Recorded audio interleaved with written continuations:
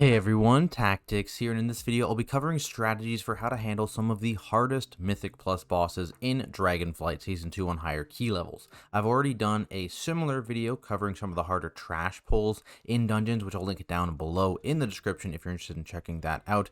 Now I'll only be covering 8 bosses in this video, so if I did miss a boss that you are personally struggling with, please leave a comment down below and I'll do my best to help you out. Without further ado here though, let's hop into the bosses, and we're going to start with Magmatusk in Neltharis, something I've heard a lot of issues having. And common denominator here, you're going to see us bringing a lot of trash into these higher boss keys on Tyrannical because we're not too scared of them. But ignoring that, at least on this boss, because they don't really do too much here. The big thing here is we kind of bounce between 4 areas in terms of where we're baiting the boss to give us a lot of space, and so that we're always moving as a group here, staying in range of the healing on the paladin. And so basically, you're gonna see we're gonna start right near where the boss is, so there's not a ton of movement. We're gonna be all kind of staying in a group here. The one person kind of stands still and we all move away from them when they're targeted with the cone. And we know we have a couple baits of fire here, and now we know the blazing charge is coming up, so now we have to bait where we're going. So we tend to bait the blazing charge just around this area right here where my mouse is at the bottom of the screen. That's why we're all kind of over here. So we're going to bait the charge over here, and then we're going to rotate around the room clockwise. So you see we all move together, and now we know the next bait of the charge is going to be on this wall behind us. So we're going to slowly start moving here this way. Something to keep in note when you're baiting these magma puddles, especially when the boss is stationary like this, you do want to be at max melee range here, because you can bait the puddle close enough to the boss that the boss is going to get empowered, because the puddle will grow slightly. And so that's going to be an okay puddle, but if I now move the boss slightly, you're going to see like it's going to grow into the boss's hitbox, and that's going to empower the boss. So edge of the melee hitbox is okay for dropping puddles, but if you stand in the boss's hitbox and drop a puddle there, that's going to be problematic. So again, we bait the charge here. Everyone's here to bait the charge. It's going to hit the wall here, and we just rotate around the room that way. Now, this is designed in such a way that if we have a bad bait, or if we have like a lot of fire puddles, we can go back to our original spot after only 3 baits. You're going to see after this one, these fire puddles are going to start going away.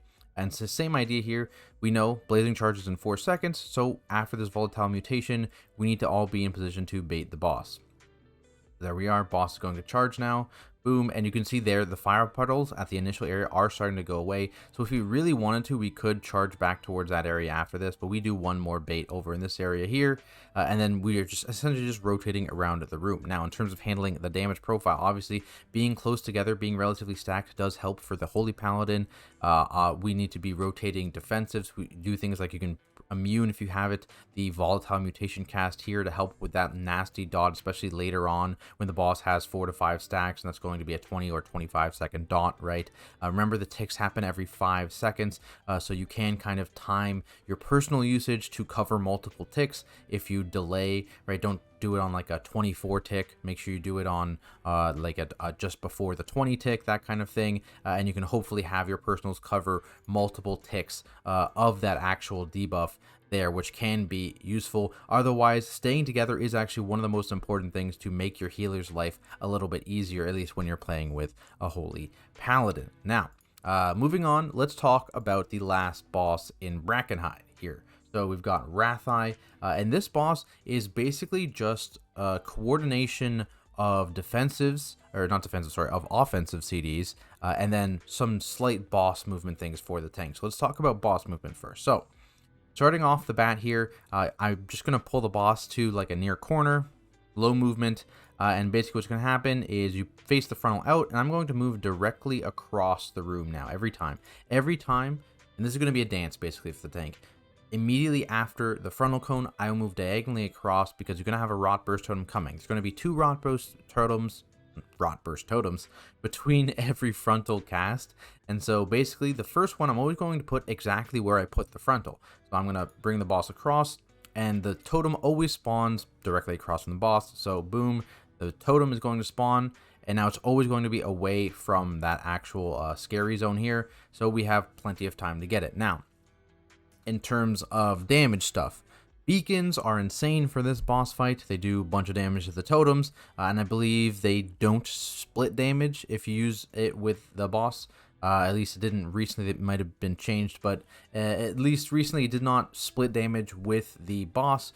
So you just get a full beacon on the boss and the totem, assuming the boss actually gets in the range, which sometimes he doesn't, so you always beacon off the totem. But because these beacons have, like, on this key level, for example, 2.5 million HP, it's pretty nice. Beacon will take a huge chunk out of that. If it crits, it'll take a massive chunk out of that.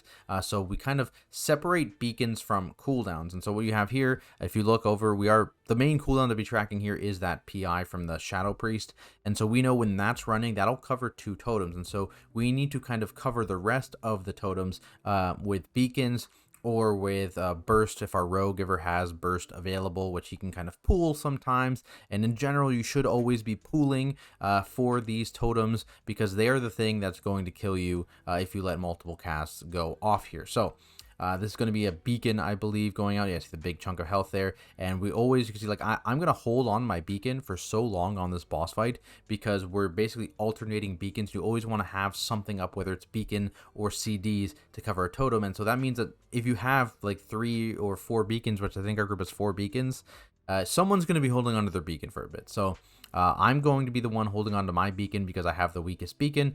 And then that's going to just, I'm going to be sitting on it. It is what it is. The goal here is to kill totems, so doing that will help you kill the boss. Now, talking about the second totem drop of every phase. After you've killed the first totem, you just take a few steps clockwise, and that's going to then drop the next totem directly across again, and boom, you now have another totem that is nowhere near this frontal, and that's essentially what you're going to do the entire fight. So you're going to drop the frontal in a corner, go across, directly across from that corner. You're then going to go back on top of the totem, obviously. Once that totem dies, you move slightly counterclockwise and then drop another totem. That's it. Boom, done. That's what you do the entire fight every single time. Again, this is another beacon right there. And you can see we're all hard focusing, and it's still very, very close. Other than that, on higher tyrannical keys, you may need to have something up for each of those detonations, just because it is scary. I think that was probably uncd'd there. So 26 is on the key level where it just naturally will kill you with nothing up. So keep that in mind. But on higher key levels, obviously, you're going to probably want something. And from there, the boss fight literally just repeats. And again, you're going to see, like, we have cooldowns coming up here. So we're going to not beacon. At this point, we've done 3 beacons. And I think we've done some not Shadow Priest, we've done some rogue stuff. And so now we have the PIs running. So I'm not going to be beaconing here. I'm going to be holding on to my beacon for later on in the fight, because we just don't need it for this one, but we may need it to kind of get us to our beacons coming back off cooldown, basically. So I'm going to be holding on to my beacon here for a little bit, but again, just making sure you're managing your CDs, because there is not a ton of like rot damage or anything like that. Healers, make sure you're contributing damage on these totems as well. And that's really it. That's kind of the whole story of this fight, is managing offensive CDs on these totems. Now, let's move on to Bromach, which also has totems, but there's a lot more going on in this boss fight. The totems, I believe, have relatively similar health, maybe a little bit less on Bromach, but there's a ton of damage going out at the same time from these totems. So one thing you'll note, again, Berserkers are being pulled onto the boss here, and that is because when they drop to the 40% health threshold, they will cast the Enrage effect on everything, and that has a damage taken aspect to it. And so we actually put this double damage taken onto Bromach himself. It's a nice little trick you can do in this dungeon. You can do this on the first boss as well, put that damage taken onto them, so it's nice. One thing to note, there is a tent up here, and also there's a safe spot on Wratheye as well. You can stand in a range, can kind of AFK there, never need to worry about moving, so keep that in mind. But notice the Shadow Priest is up here, because the ambushers will not jump to players standing up here. Just be aware of potential range issues on the far side of the room. But basically, we always kind of kick in the Geomancer initially from a range kick, and then from there they're kind of managed with the rest of the kicks in the group. And you can use stops against chain lightning. So there's the double enrage going out on all the mobs here. It does mean, obviously, the ambushers can be a little scary in this first set, but then we're going to the actual totem itself. And whenever there's a totem up, that is always going to be the priority here. And again, it's a similar deal where we are kind of wanting to at least partially manage our damage CDs. This was a really long totem, actually. This was probably definitely too long. And the goal is always to kind of kill the totem before a new ad wave has spawned. That's kind of a good metric. Or at the very least, kill them just after that horn has gone off to spawn the ads, but before they actually jump down. That's kind of like, otherwise it's going to get rough for your healer for sure. And so again, it's all about managing offensive CDs here. One difference is, of course, that you can't really beacon too well here on the boss fight, because there's all of these ambusher and geomancer ads that will dilute your beacon, whereas on Wratheye that wasn't a thing. So beware of that. There's much more damage focus on the totems. Other thing actually is about managing these slams as a tank here. So you can see you don't actually want to instantly move necessarily to these totems. You want to keep a monitor on that Thundering Slam timer. So you can see, I know Thundering Slam is happening in 2 seconds. I saw where the you can see where the line goes right there to the Quaking Totem. I could have already moved on top of the totem, but I didn't, because I know Thundering Slam is about to happen. And if you put a Thundering Slam centered on this totem, obviously if you're a triple range group, it's not a big deal. But I as a tank am going to lose my damage if I do that. Obviously, we have a rogue as well who's going to lose his damage on the totem if we do that. And so we need to make sure that we're not Thundering Slamming the totem. So I'm going to put the Thundering Slam there, and then we're all going to move to the totem. I mean, DPS could have already moved to the totem. But as a tank there, I'm delaying slightly so I don't overlap the totem with the Thundering Slam. Just makes your life a little bit easier here. And again, other than that, it's all about ad management. If you do fall behind, that's when you kind of want to be AoEing. Here, obviously, that's the good timing. That's what I'm talking about there. You want to kill before the ad set comes out. And the ads will just kind of melt at that point, assuming they're inside the circle. And you can see, again, we're grouped up here to try and make sure that they're jumping within or nearby the circle. If you have, like, a ranged DPS, for example, if this Shadow Priest was, like, AFKing at the front of the room here, and things were jumping to them, and we have a totem, like, over here, that's going to be a problem. There's a good chance ambushers are not going to be inside that totem. So if you're not up here as a ranged DPS, you want to make sure you're relatively close to the actual totem on the ground so the ambushers aren't jumping out of it and they just kind of melt when that totem dies. Otherwise, damage here is all on the boss or in the totems themselves. You're not going to see a lot of AoEing here. It's mostly just like coincidental AoE or things like that, like he'll shadow crash the mobs to get resources to help him kill either the boss or to help him kill the totems, right? He's not hard focusing any of these ads. They're going to die to passive cleave, same with like my thrashing, that kind of thing.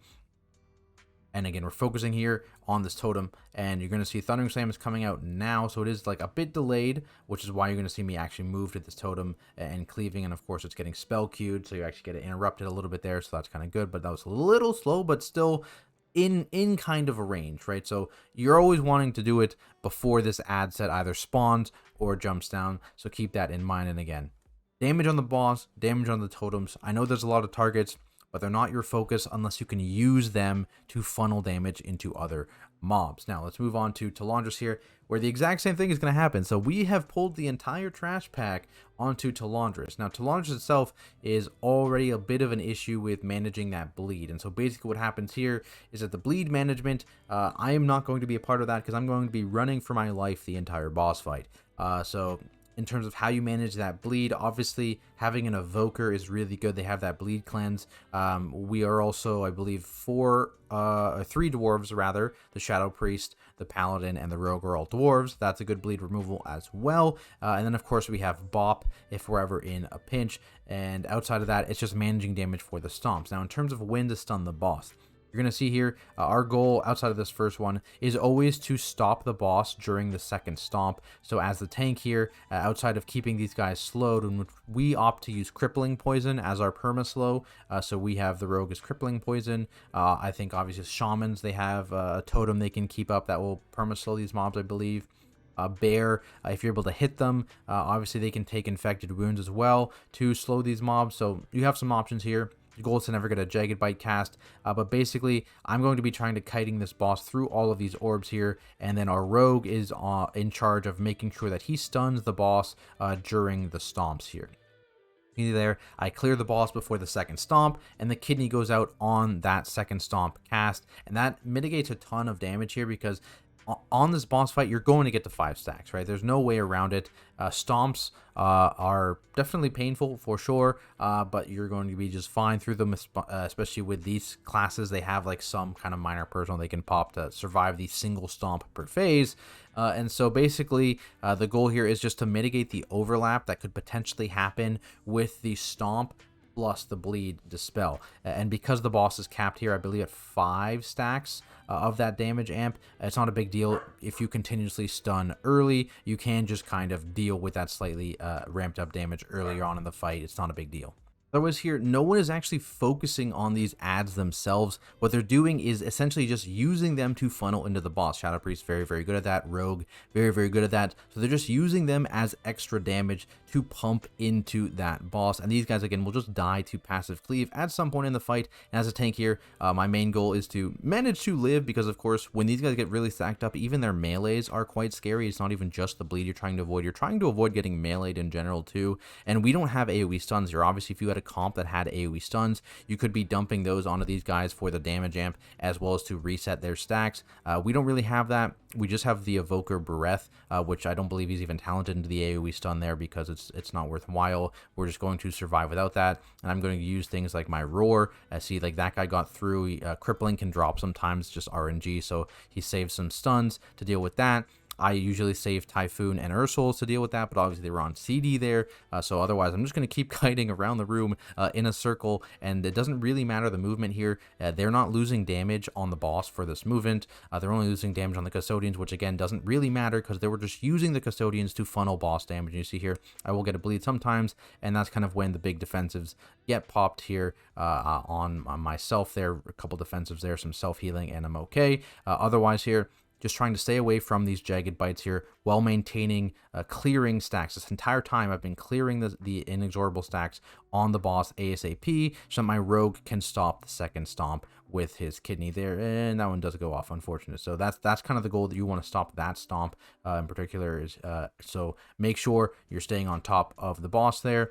Otherwise you're a little late there, but we have the kidneys as single target stuns in charge of stopping the actual boss itself, and I am just worried about clearing the stacks. Now, let's move on to Asaad. So this is another boss fight like Bromach, like Wratheye, where you're juggling, killing a very, very important ad. This ad does pulsing damage, though it's not as high as Bromach's, and there isn't ads to dilute a beacon, so again, beacon is quite good on this boss fight. And the big thing you're actually managing is the chain lightning cast that goes off mid-ad. So that's the kind of scary point. You want damage to kill these ads, though it's not as spooky as the others, I would say, so you have some leeway there because your healer can tend to heal through it a fair bit. But you really, really want to make sure that the player that gets assigned the chain lightning during some of these overlaps with the ad has a defensive to pop, because that's the person that's always going to be in danger. Now, it doesn't always happen. It's only on one of the chain lightnings in each phase. I believe it's the second chain lightning in each phase. So this first phase doesn't have too bad of an overlap. You're going to see the chain lightning come out before the actual ad. This one, again, ideally you want to pop as little as possible to survive this. So if you can pop nothing and live, pop nothing and live, and you want to save it for the second ad of each phase. So again, we're always going to run out here. Similar CD management. We have the Shadow Priest cooldowns running on this one, jumping for the static cling, but you can see this is not nearly as dangerous as like the Trog boss, for example, and you're not on as hard of a timer as Wratheye, so you have, this is much more leeway on this one. Again, this is more the kind of combination of the two because of that chain lightning cast. So again, this next chain lightning not overlapping with anything, it's not super scary, so live it with as little as possible. The ad comes out. This one has a little bit of a timer. You're going to see the chain lightning will eventually come out after the static cling. But again, usually, depending on how fast you kill it, it's not a big deal, but you may need to pop a defensive there. You see, like he did. Next is the one that is always going to have the bad overlap. So that one, the first one of every phase, only has a bad overlap if you're a little slow on the damage. The second one of the phase always has the bad overlap. So you can see, because this timers, the Nova is going to spawn, and then a couple seconds into it, you have the chain lightning going out here. And so this is the person that is going to want to pop a defensive to make sure they live through this chain lightning. So he already popped his scales there. That's the scariest one always, so it's always the second ad shortly after it, and then this fight just repeats from there. I'm not going to repeat too much of myself because it's exactly like Wratheye, where you want to manage your cooldowns. We juggle beacons, that kind of thing. You get 2 per phase, so it's very, very similar to Wratheye in your CD management, because beacons have value again, so keep that in mind. You can refer back to that page for that. It's just the defensive usage is slightly different here. Now let's finish off in Neltharion's Lair, where I'm actually going to talk about a few bosses in here, because I've heard a lot of struggles with various timings and stuff in this dungeon, starting with the first boss, Rokmora. Now, one tip off the bat here, you can send your healer a little early while you're still pulling the pack upstairs to trigger the RP, so that's why the boss is just available down here. And from here, it's just space management. There's a useful weak aura I'll post down in the description below, which will kind of predict when ads are spawning, because that's the big thing, right? Making sure ads are either dead or very, very low HP. Here it is, by the way, on the screen, when the shatter goes out. And essentially how the skitter spawning works is they're on an ICD of 5 seconds. So when you deal direct damage to the boss, every 5 seconds, it will spawn one of these ads. So that's kind of how this weak aura predicts how many ads you can get. And the scary overlaps are when you get 4 ads before a shatter, because that can happen rarely when you have like above 20 seconds right before a shatter comes out. So keep that in mind, the 4 ads, and this can kind of predict when you might get a 4th ad. So again, keep that in mind. That's kind of a good spot to make sure if you have a 4th ad, hey, we want to maybe beacon this ad, we want to maybe hold CDs hard swap to this ad. Other than that, it's all about, again, managing those ads. These guys have much less HP though. As a tank, you always want to face the front towards the edges. And you can see how I'm positioning the boss here, dragging these skitterers to try and make basically a line of the puddles they drop when they die here.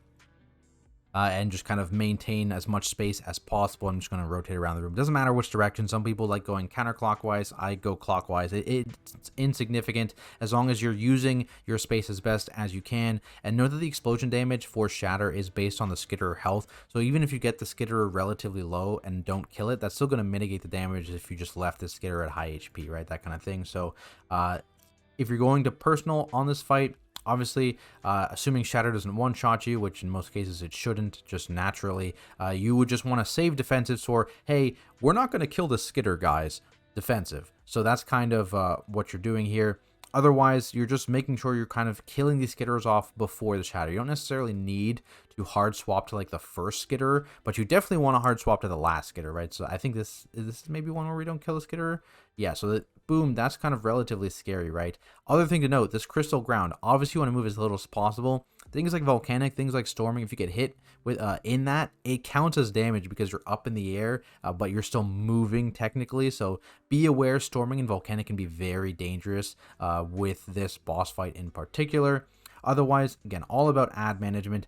This is where it's like questionable, right? I think this next one we're going to get 4 potentially, or maybe it's the one after, but anytime you get 4 ads, that's kind of when you're worried. But again, the name of the game here is ad management, and if you manage your ads well, it'll drastically mitigate the amount of damage you're taking, and otherwise you're just blasting into the boss. Now, Naraxas, the notorious worm. All right, so I guess we decided in this key that this boss wasn't hard enough, and we fed him a guy, so that's not ideal.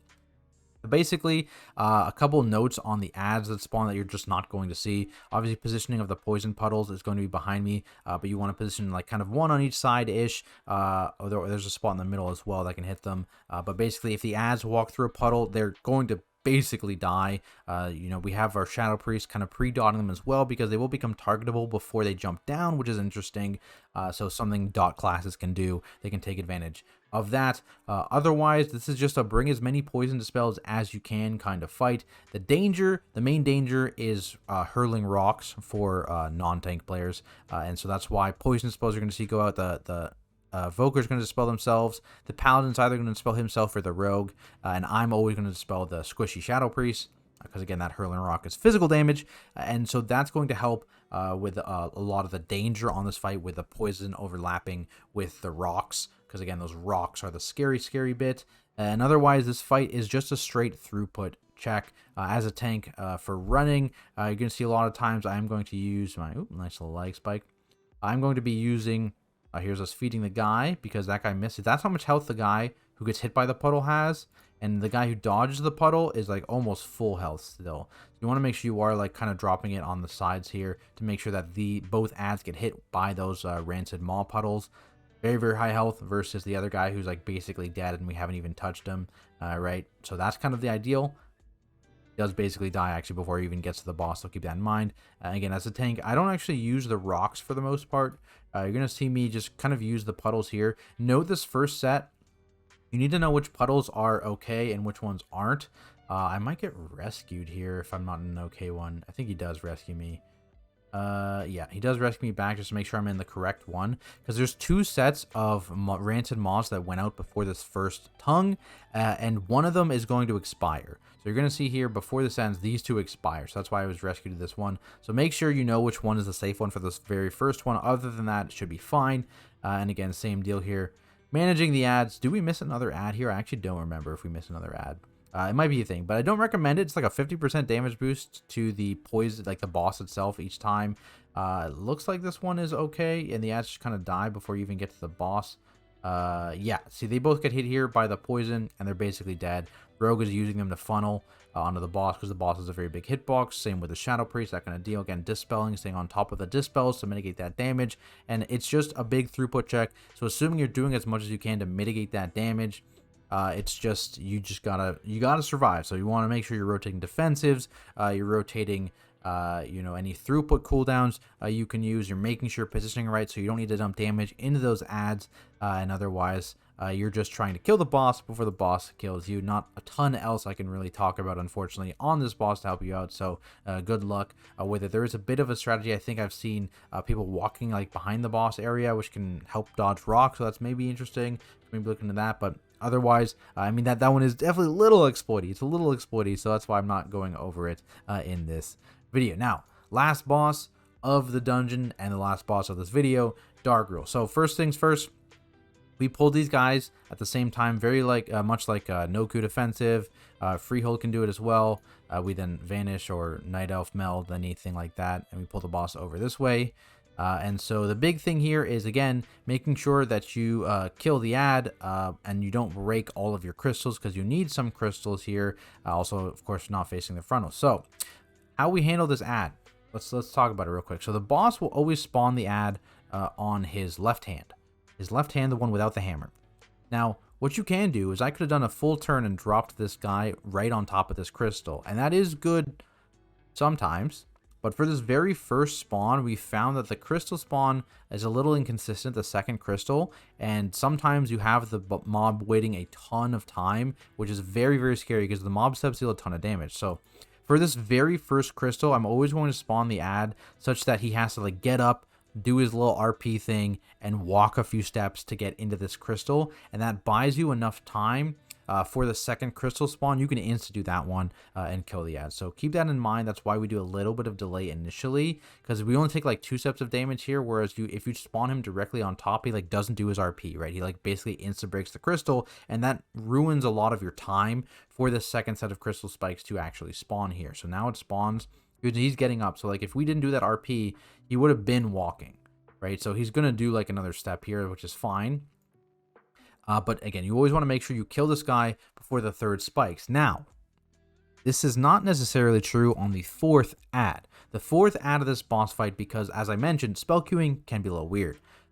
Sometimes on the fourth ad specifically, maybe the fifth ad, because the Molten Charskin cast gets delayed every single phase, you will get to a point where you only have 2 crystal spawns before he'll cast the Magma Wave. And on that ad set, again, this is like the 4th ad set, which I believe we get lucky. We get the lucky... Is this it? No. This would be 3rd probably, so it'd be the one after this. Yeah, it'd be the one. It'd be this one. So you can see how delayed the Magma Sculptor cast is. We already have a crystal out, and we get lucky. So we do get a 3rd crystal here, and we don't get murdered by Magma, which is nice. But we misplay this slightly because we break our crystals. Because ideally what you'd want to do on this set, if you had the bad spell queuing, is you just want to lust, and you can see we're holding lust for this moment, and just nuke the ad ASAP, and make sure he only breaks 1 crystal. So you see, again, I'm spawning him right next to the crystals there because we are just going to nuke him ASAP, and we accidentally spawn these crystals too close. That's the problem here. That's not what we want to do. We want to make sure that you spawn that second crystal of this phase away from this ad and kill this ad before that crystal goes off. So lust, bop, you can bop the fixate target, and they can just stand right there under the boss and get meleeed by the Charskin, and you ideally want to kill it within that bloodlust / bop so that you have the second crystal set, because these 3rd crystals aren't necessarily going to be up in time for this Magma Wave depending on spell queuing. So we get the lucky spell queue here. So we're going to get the crystal spawn right before the magma wave. Very, very scary, but this doesn't always happen. So specifically the 4th ad of this fight. So we get it right before, so we're lucky here. And it pops up just in time. Again, doesn't always happen. That's why you want to make sure you try not to nuke your second crystal set of the 4th ad like we did. Otherwise, though, that's like the one kind of scary, weird thing on high tyrannical. Because on lower keys, you don't get to that 4th ad for the most part, right? So, but it's on higher keys where you're going to get it fairly consistently. So keep that in mind. Otherwise, that is it for this video, guys. This is how I recommend dealing with the 8 hardest bosses in Dragonflight Season 2. If you found this video useful, remember, do leave a like and subscribe to the channel. It really does help me out. If you have any questions about these bosses, about different bosses entirely, please do leave a comment down below or ask me over on my Twitch channel at Tactics, where I stream all of my high keys as well as mythic rating from a tank's perspective. Big shout out to all of my supporters over on Patreon. It does mean a lot to me. Otherwise, thank you all so much for watching, and I'll see you in the next video.